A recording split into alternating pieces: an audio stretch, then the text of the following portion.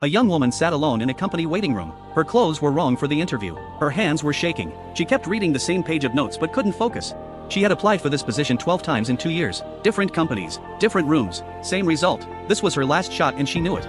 At one point her phone rang. She stepped away to answer it. Her voice dropped but the room was small. "Mama, I promise. If I get this job today I will pay the rent by Friday. Please just tell them to wait 2 more days." She came back and sat down.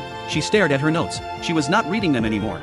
A young man sat across from her. Sharp suit, organized folder, calm. He was competing against her for the same job, and only one of them was going to get it.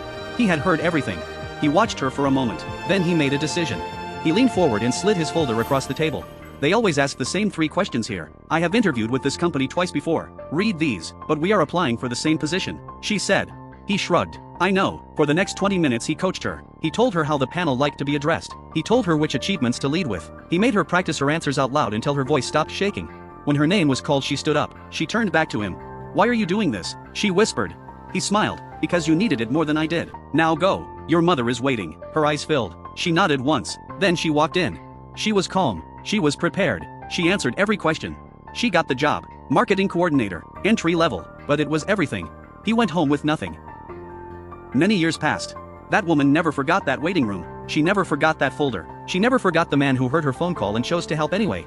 Years later she was the CEO of her own company. One morning she was walking through her company reception when she stopped. A man was sitting in the waiting area, folder in his lap, calm, well-dressed. Something about his face. She stood very still, her coffee cup lowered slowly in her hand. It was him. She walked straight over and sat down in the chair beside him.